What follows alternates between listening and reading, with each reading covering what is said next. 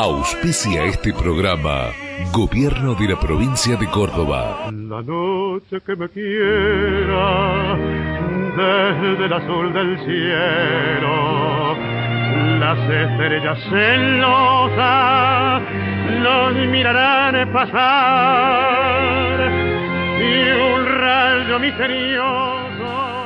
¿Qué haré mañana? No sé. Creo que Dios me va llevando. Él me fue empujando hacia lo que yo quería lentamente. Primero la música, después el tango, hasta que llegué a mi verdadero amor, la música de cámara. Acabo de terminar varios estudios tanguísticos para flauta y espero que la obra circule por los conservatorios de música del mundo entero. A partir de lo de Gary Burton se me abrió otro mundo. Grandes solistas comenzaron a encargarme obras. Pat Metheny, Keith Jarrett, Chick Corea. Es lo que siempre soñé. Llegar con mi tango, con mi música de Buenos Aires, a tipos geniales que jamás se hubieran interesado por nuestra música. Ahora me espera Estados Unidos, esa segunda patria mía que todavía tengo que conquistar. Allí disfruté mis años de infancia, allí sufrí la desilusión y el desencanto de 1958. Ahora me espera componer la música para 3 cuentos de Borges y actuar en los teatros más importantes de Estados Unidos. El sueño de toda mi vida. Voy a estudiar también. Todavía tengo mucho que aprender, especialmente sobre óperas, que es uno de los géneros más difíciles. Escribiré mi ópera, después mi ballet, y después me moriré feliz. Sé que no voy a durar 150 años, ya sé, tal vez llegue a los 83. Me lo dijo una vidente y le creo. Y aunque ya he ganado casi todas mis batallas, voy a seguir. Me gustaría tener una vejez como la de Arthur Rubinstein, que dio su mejor concierto a los 84, o como la de Pablo Casals. Vivir en una casa frente al mar, tener un gran piano de cola, una bicicleta, mis perros, salir a pescar tiburones, componer sin parar, tomar mi whisky de las 7 de la tarde y tener tiempo, más tiempo para seguir componiendo.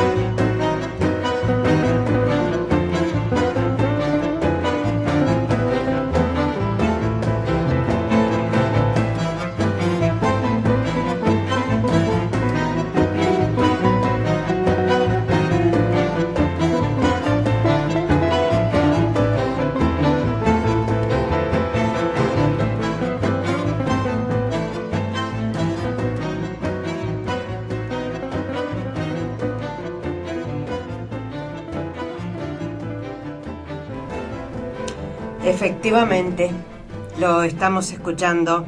Hoy vamos a hacer un programa dedicado a él, a ese grande de la música argentina y de la música universal.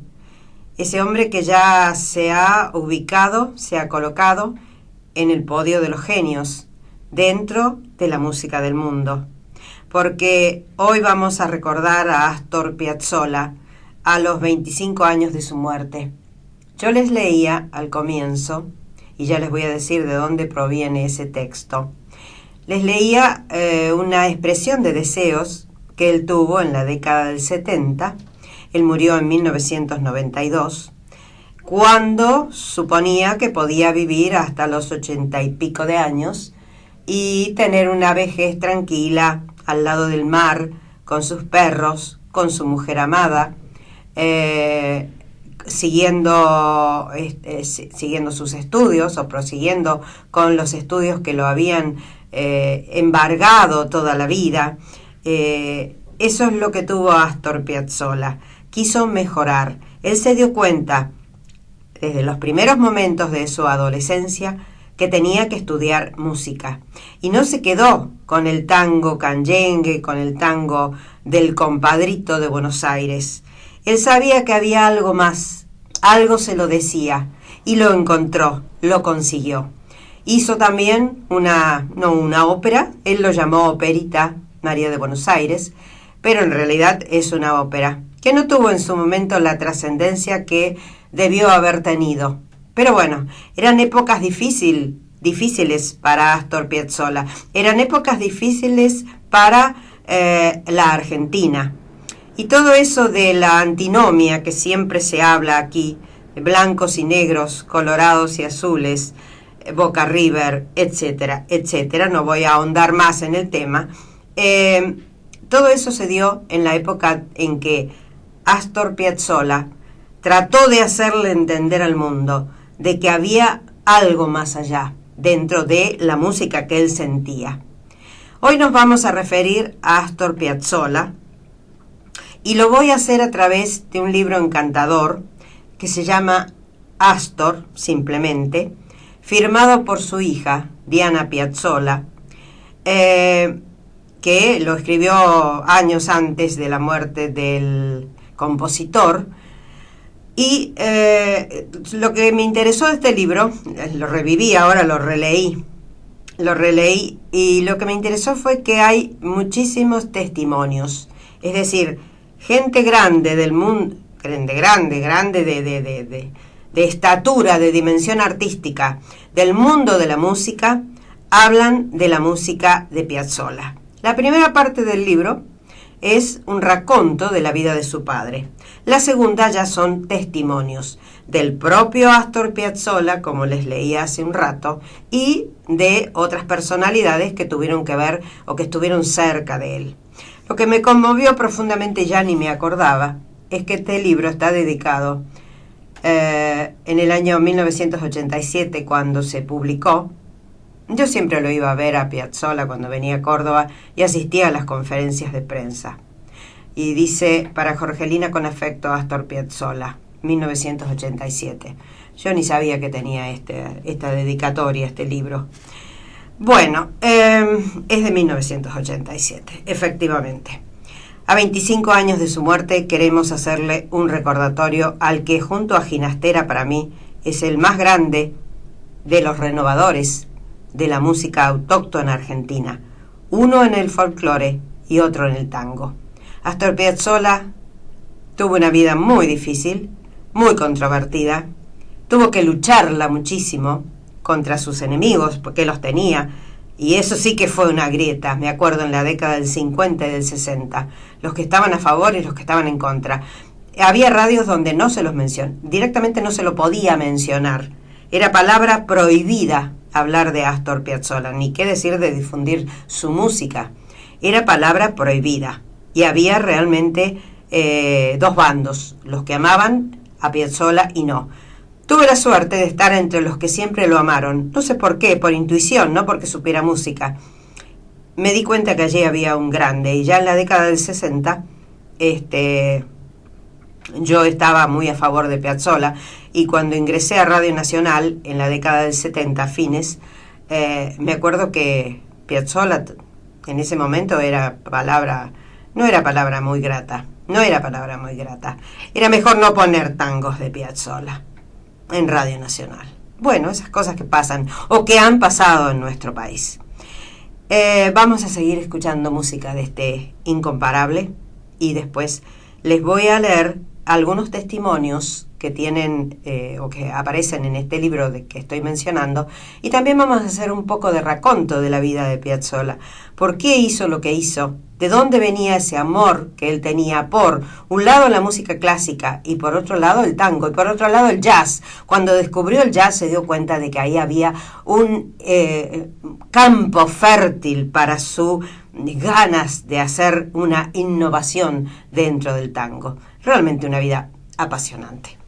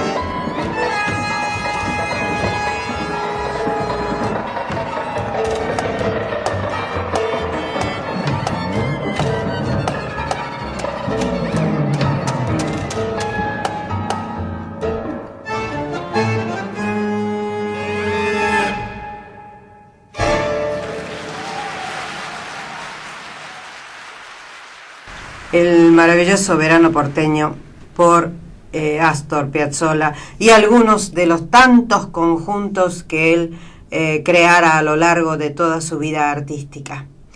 Voy a hacer un raconto rápido de la vida de Astor Piazzolla. Sus abuelos habían llegado de Italia, se asentaron en Mar del Plata, eran pescadores. Sus padres también eran de Mar del Plata.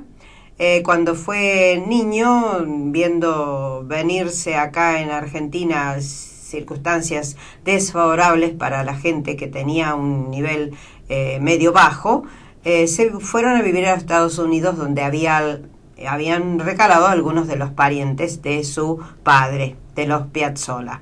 Allá estuvieron un tiempo, después la nostalgia los invadió, sobre todo a la esposa, a la madre de Astor Piazzolla. Se volvieron a la Argentina, pero él ya se había dado cuenta de que había otro mundo, más allá de ese pequeño mundo de pescadores donde su abuelo había desarrollado su tarea y también su padre al comienzo.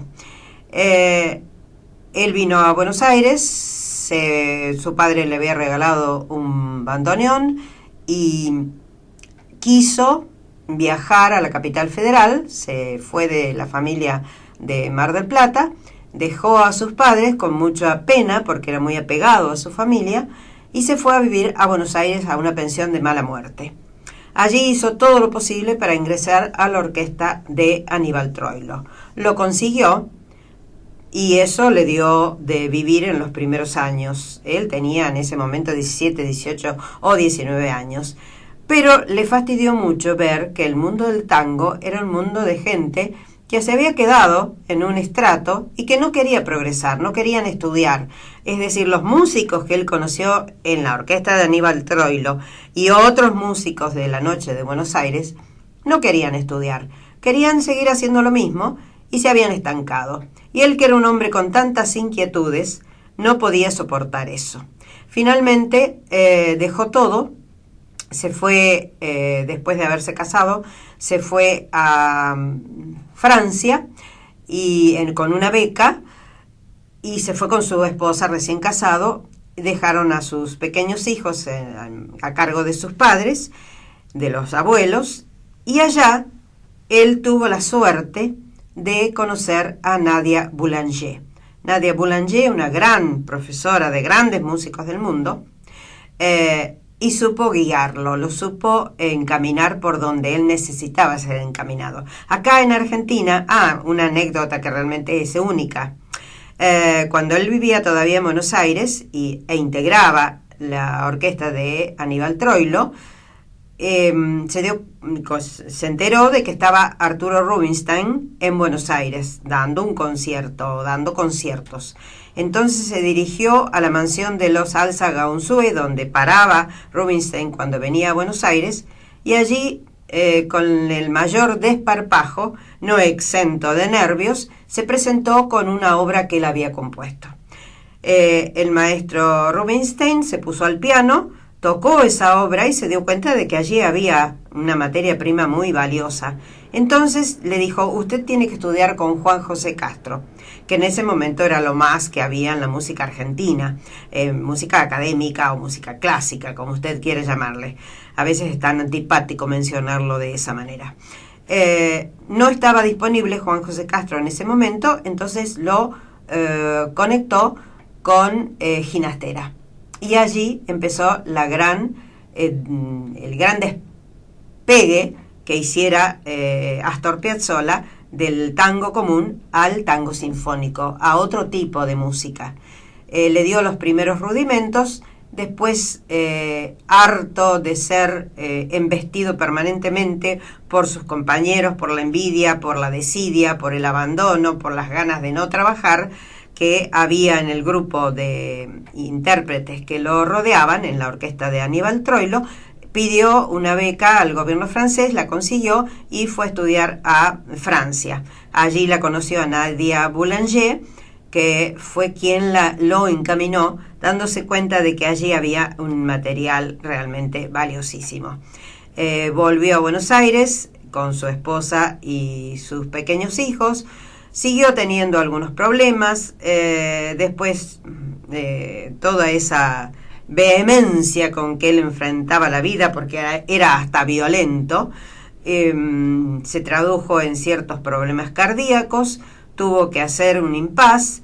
Mientras tanto había viajado a Estados Unidos, había conectado con los grandes del mundo, el jazz lo fascinaba, y bueno, después vino la asociación con Horacio Ferrer. Fue uno de esos encuentros mágicos y milagrosos que a veces tiene el mundo del arte, y yo siempre lo comparo a lo de Astor Piazzolla y Horacio Ferrer con aquel encuentro mágico de Nijinsky con Diaghilev, por ejemplo, o de Liza Minnelli con Bob Fosse, o tantas otras conjunciones que a veces se dan para que se arme un equipo de esos grandes que deslumbran al mundo. Bien, pero eso es adelantarme un tanto, y simplemente yo quería ubicarlos dentro de la vida de Astor Piazzolla y de las circunstancias que lo rodearon y de la ansiedad que siempre y la angustia que siempre lo poseyó para hacer cosas mucho más allá del tango común que hasta ese momento se conocía, y que incluso hasta Jorge Luis Borges estaba totalmente de acuerdo con el tango canyengue, con el tango, no digo el tango llorón de Gardel, no, ese no le gustaba a Borges, pero el tango común, el del compadrito, ese sí le gustaba.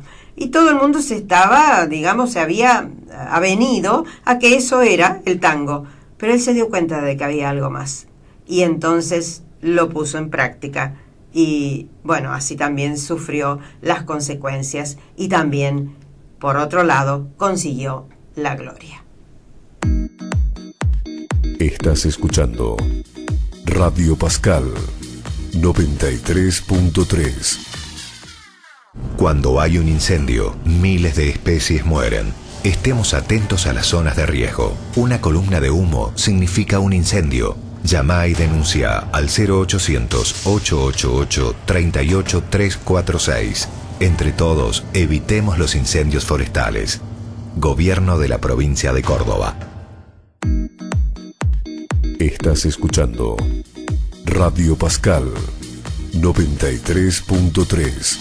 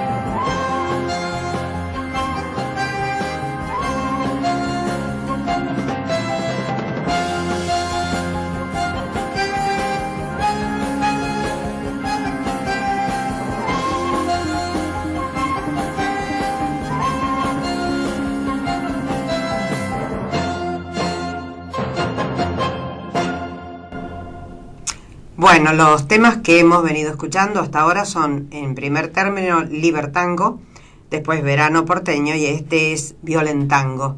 Sí, parte de la violencia interior que tenía Astor Piazzolla y que tenía que volcarla en la música. Hay otro momento del libro en que él dice lo siguiente: Ginastera fue el maestro que me enseñó casi todo lo que sé. Él hizo hincapié en la orquestación que hoy es mi fuerte. Sus clases eran esencialmente de composición. Me mandaba al Colón a observar los instrumentos. Decía que yo debía conocer cada uno de ellos a la perfección, porque si no era imposible orquestar. Yo me iba al Colón todas las semanas, a veces solo, a veces acompañado. A mi juicio, Ginastera fue un gran compositor, no un gran maestro. No hay que olvidar que fui su primer alumno y que él no era enérgico conmigo. Yo hubiera necesitado a alguien que me rompiera 2 o 3 dedos con una regla, como hacía Vicente Escaramuza con sus alumnos. Escaramuza fue profesor, esta es una digresión que hago, de Bruno Gelber y de Marta Argerich, que acaba de presentarse en Buenos Aires. Bien, sigo. Necesitaba que me exigieran al máximo. Y en 1954 llega mi salvación, Nadia Boulanger. Ella era exigente, sabia, maravillosa. No solo me enseñó de todo, especialmente contrapunto, sino que además me ayudó como persona, me ayudó a encontrarme a mí mismo, a ser Astor Piazzolla. La volví a ver hace algunos años, antes de su muerte. Estaba casi ciega, pero oía muy bien. La vi en el Fontainebleau, escuchando a algunos alumnos que daban examen. Me acerqué, la tomé de las manos y le dije: «No sé si me recuerda, yo fui alumno suyo en 1954». Pensó un instante y me contestó: «¿Cómo no voy a recordarlo, si usted es ahora famoso, mi querido Astor Piazzolla?»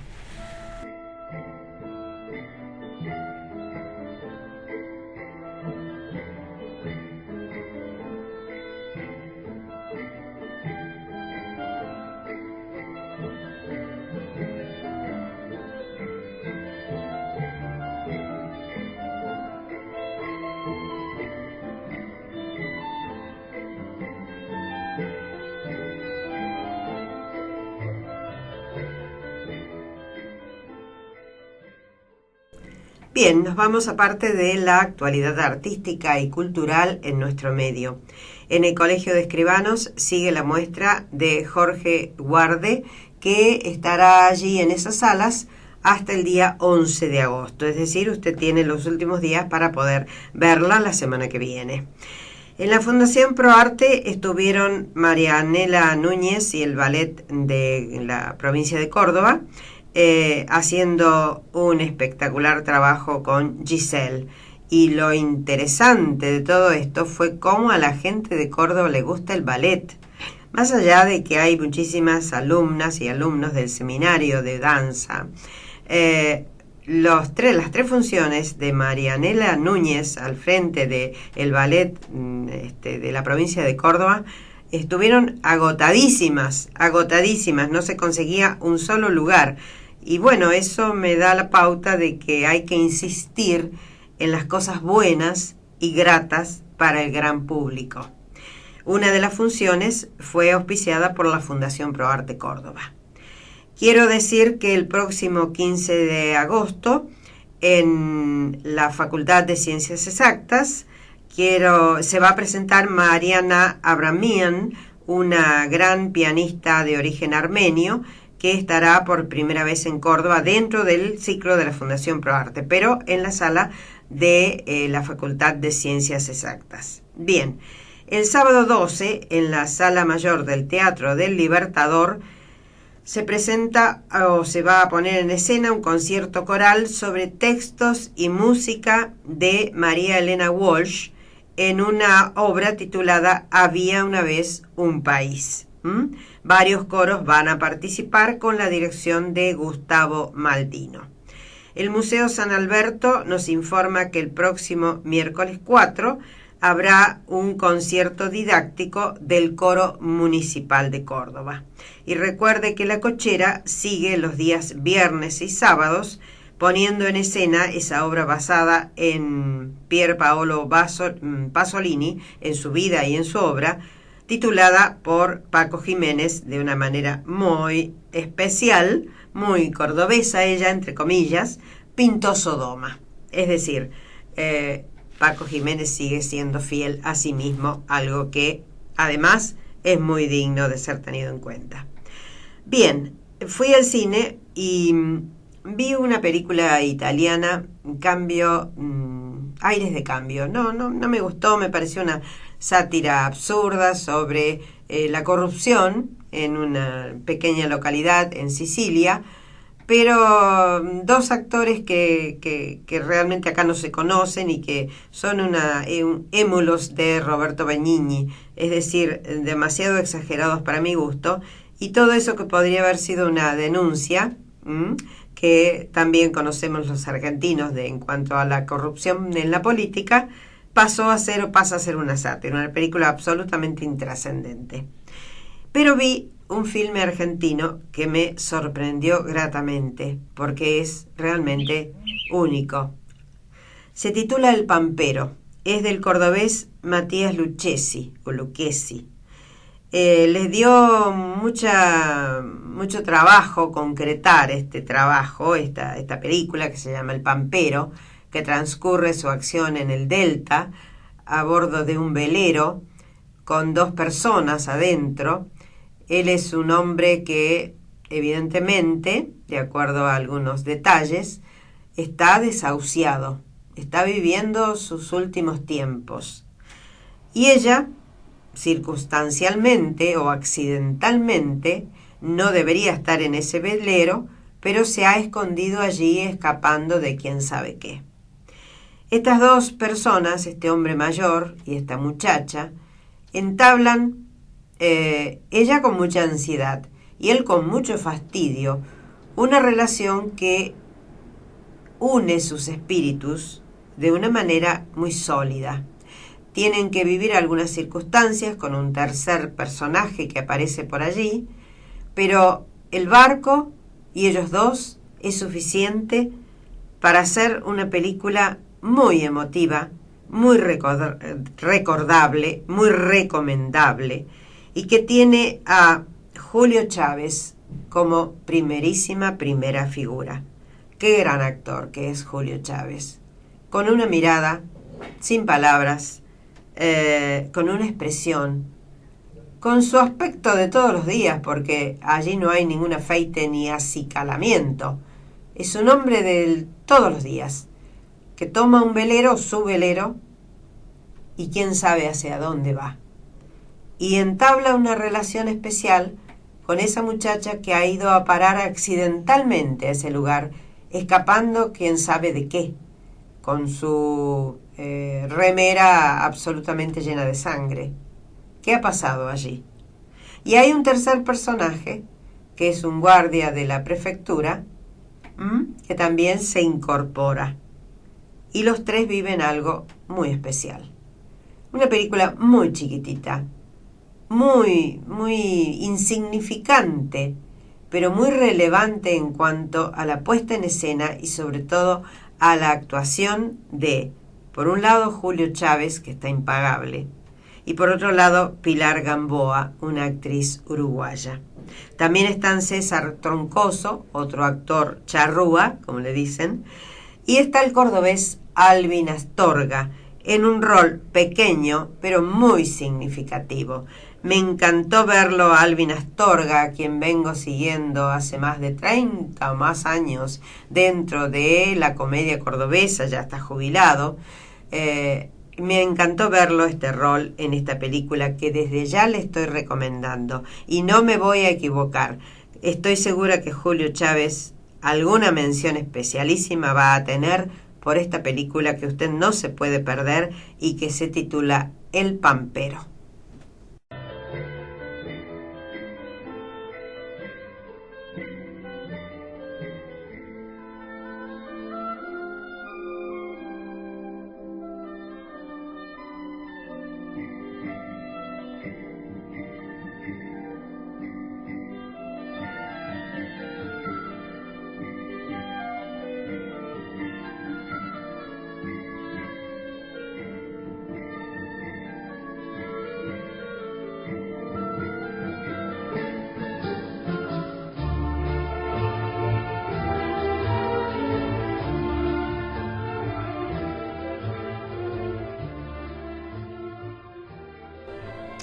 Cuido mi cabello en el salón de Daniel Gozzi, ubicado en Independencia 412 de Barrio Nueva Córdoba. Allí este excelente profesional te da ese toque mágico que toda mujer necesita para sentirse mejor. Acordate, pone tu cabello en las expertas manos de Daniel Gozzi, que te espera en Independencia 412. Instituto de Belleza María de Córdoba, para verte joven y vital, con tu rostro y cuerpo en armonía. María de Córdoba, en Maipú 177, cuarto piso. Complejo Cinerama, empresa líder en la exhibición cinematográfica del interior del país. Invitarte, la opción más segura para conocer todo lo que se te ocurra para tu esparcimiento, www.invitarte.com.ar. Maidana Libros, textos escolares, bestsellers, libros especializados en sus 3 direcciones, de Anfunes 150, de Anfunes y Vélez Sarsfield, y en Hipermercado Libertad de Poeta Lugones. Estás escuchando Radio Pascal 93.3. Cuando hay un incendio, miles de especies mueren. Estemos atentos a las zonas de riesgo. Una columna de humo significa un incendio. Llama y denuncia al 0800-888-38346. Entre todos, evitemos los incendios forestales. Gobierno de la provincia de Córdoba. Estás escuchando Radio Pascal 93.3.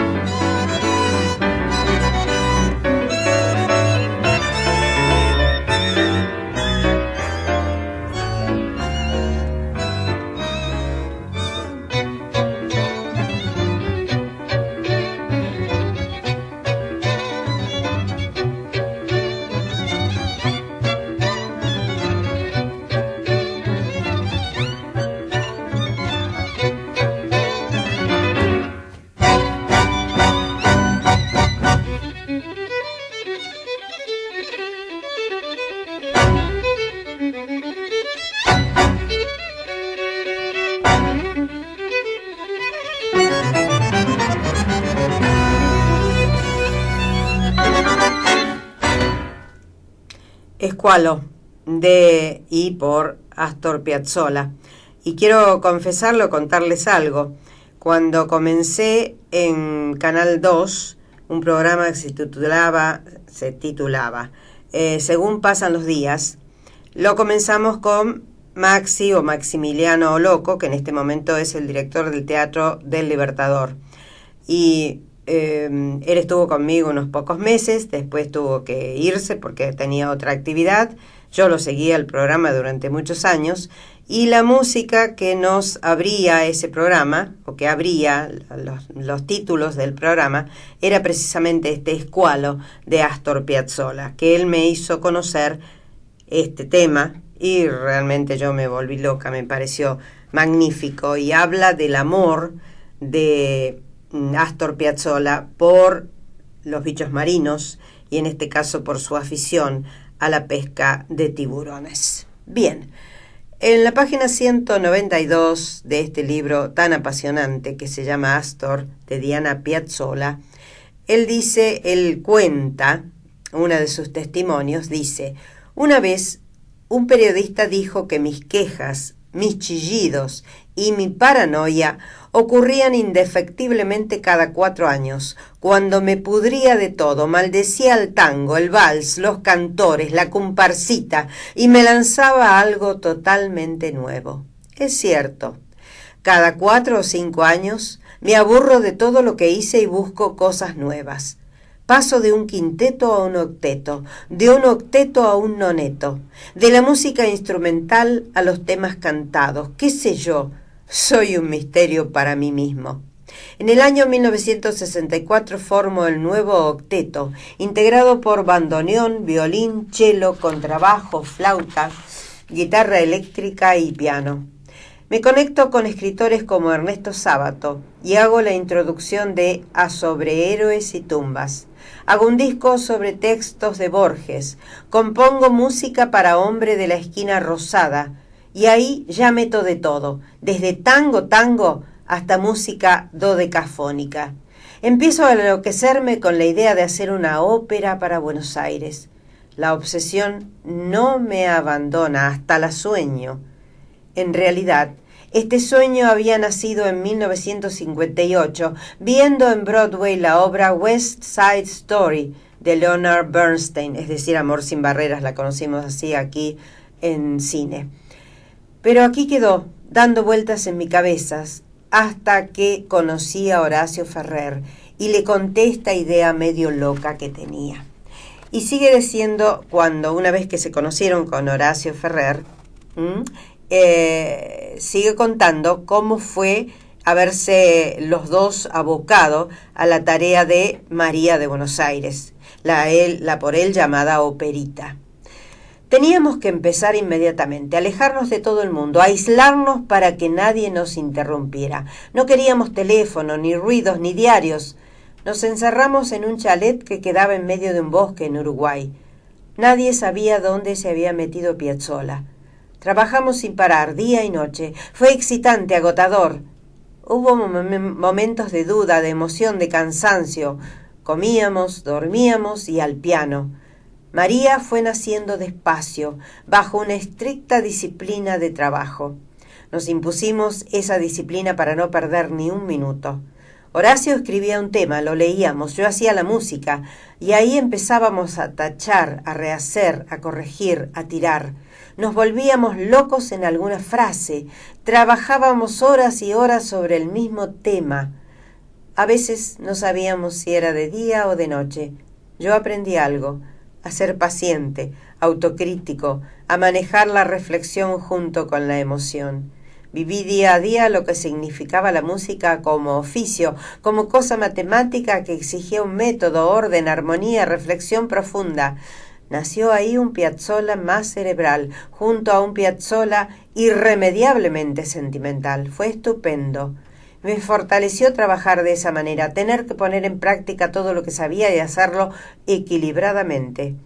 Había en la operita fugas, contrapunto, coros, valses, recitadores, cantantes. Tenía que pensar en un montón de cosas al mismo tiempo y eso fue útil para mí. Llegué al punto más alto a donde podía llegar en esa etapa de mi vida musical.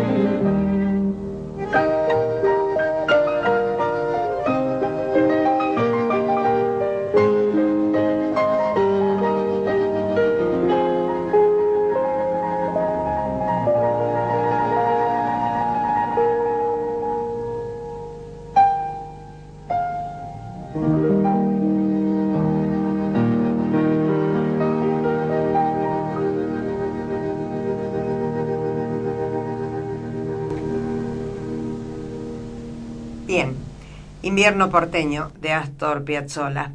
Y en la página 165, su hija, que narra parte de su vida, hace una digresión con respecto a lo que pensaba su padre y con respecto a las clases que él tomaba con Nadia Boulanger. Él no se había atrevido a decirle, porque claro, tenía una contradicción en su espíritu. Amaba el tango, pero no el tango que él había conocido. Y le daba como vergüenza admitirle ante Nadia Boulanger que él tocaba el bandoneón y que él había interpretado tango con Aníbal Troilo. No sé si ella lo conocía, Aníbal Troilo, pero él no le gustaba admitir delante de una persona como Nadia Boulanger, que era una grande en el mundo de la música y sobre todo en la música, en la enseñanza de la música. Él no quería admitir que había tocado tango. Entonces en un momento determinado dice, la confusión crecía. Él pensaba, esta mujer me ha enseñado de todo, todo lo que se puede saber sobre música. Manejo a la perfección el contrapunto y la fuga. Aprendí un montón de cosas, pero ahora ¿qué hago? Siento como si tuviera dentro un montón de conocimientos y no supiera qué hacer con ellos. Ya había pasado casi un año junto a Nadia Boulanger. Esto se lo comentó a un amigo en una carta que le envió a Buenos Aires. Se entera al mismo tiempo de que por allá algunos comentaristas de radio prefieren no nombrarlo. Otros, sin embargo, anticipan con sarcasmo las sorpresas que traerá de París. Es decir, ella se tiene que volver a Argentina porque se le acaba la beca. Refiriéndose a sus estudios, que en este caso, con una maestra francesa que nada tiene que ver con el tango. Les preocupa su retorno. Vuelven a murmurar, como habían hecho años atrás los músicos de Troilo, al verlo llegar tan tranquilo, tan raro el pibe, con ese augurio indescifrable en la mirada. Ella, Madame Boulanger, se dio cuenta de lo que estaba sucediendo. Y en la penúltima de las clases, le sirvió un té con masas y le dijo, «A usted le pasa algo». No agregó nada más, quedó esperando que Astor hablara.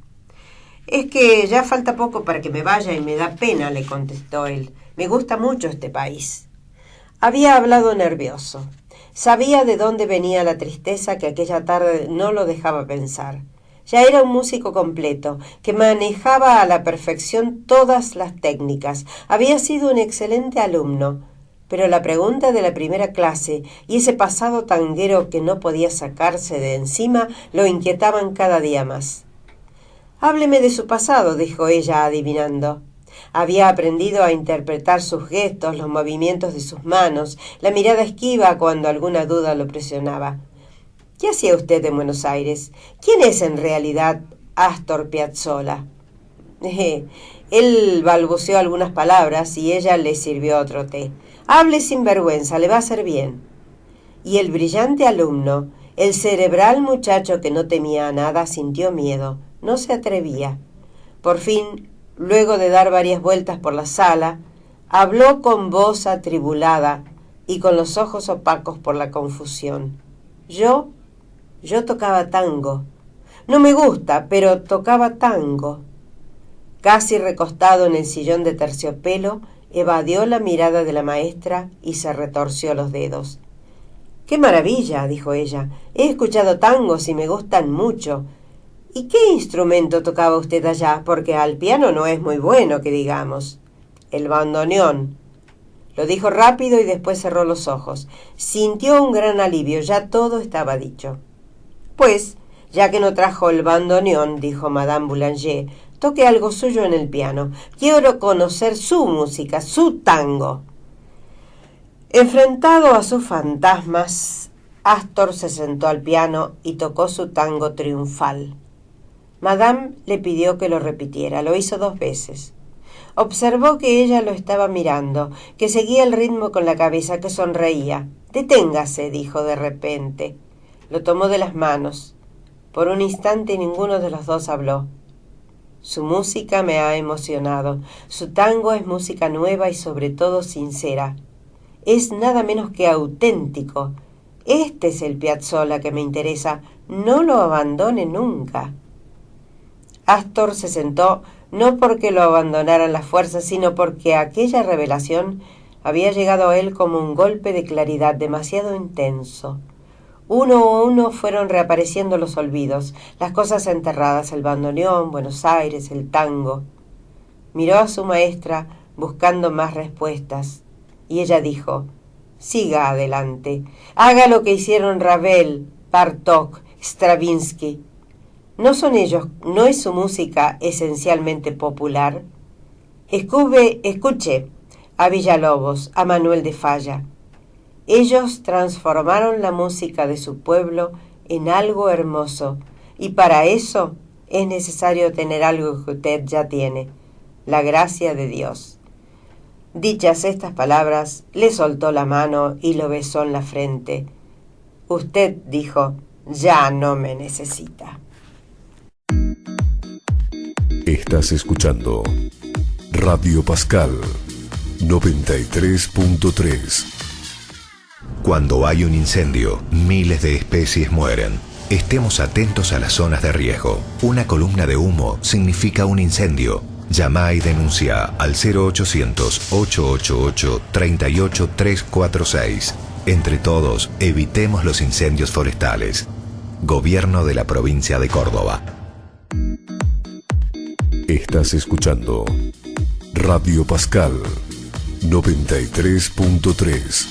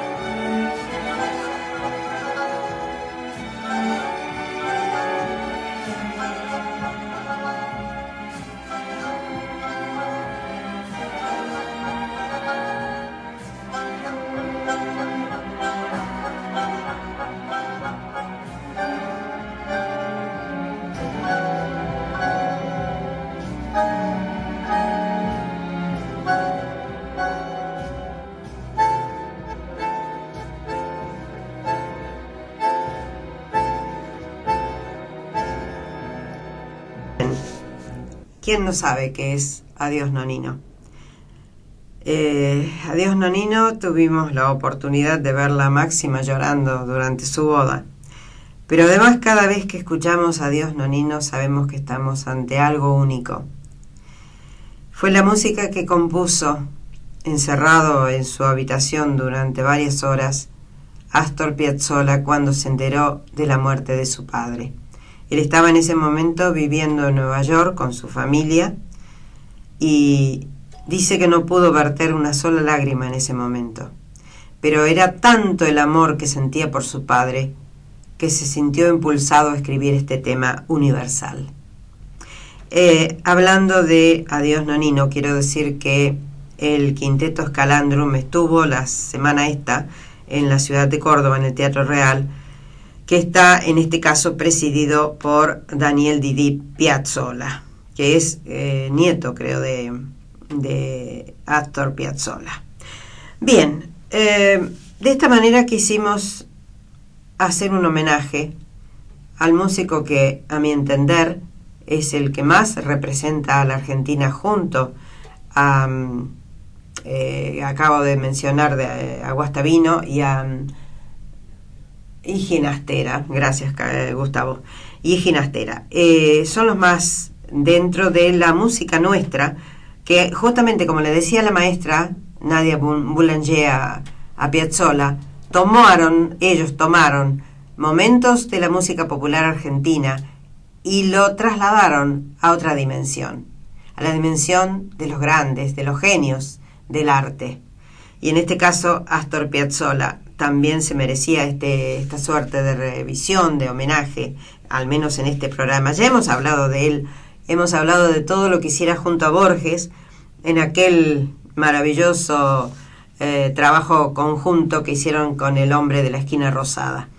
Pero creo que a los 25 años de su muerte, este hombre que quería vivir por lo menos 85 y que vivió nada más que 71 años, teníamos que hacerle este homenaje. Bien, señores, me voy a despedir con la frase que nos viene acompañando desde hace tiempo: cambiar el mundo, amigo Sancho, no es locura ni utopía, es justicia. Quiero mandarle un abrazo cariñoso a Raquel, que estos días cumple años. Tengo varias amigas y amigos que cumplen años ahora en agosto y que son leoninos, ellos, entre otras cosas, y que son gente maravillosa. Un abrazo fraternal a Elenita, a Julie, a la familia Grasso, Mercedes y Rodolfo, Marcelo, querido Marcelo, Graciela, Patricia, Brigitte, Cristina Bajo, Miriam Brusa. Miriam, ya te estás reponiendo y estás por volver a tu trabajo habitual en la Galería de Arte Mónaco. Bien, agradezco la presencia de Diego Quiroga, el apoyo y la presencia de Matías Sáenz y de Gustavo Seifer. Me despido hasta la semana que viene, en que será un día muy especial, porque además de ser el Día del Niño, será el Día de las PASO. De elecciones estaremos. Así que vamos a hacer un programa, no digo que liviano, pero vamos a hacer un programa como para pasar el rato mientras usted va y viene de ese acto electoral y además festeja junto a sus niños ese día tan especial que es el Día del Niño. Será hasta las 11 aproximadamente del próximo domingo, aquí después del programa de Guillermo Sánchez, en que estaremos nuevamente, si Dios quiere, en Radio Pascal 93.3 FM. Chao.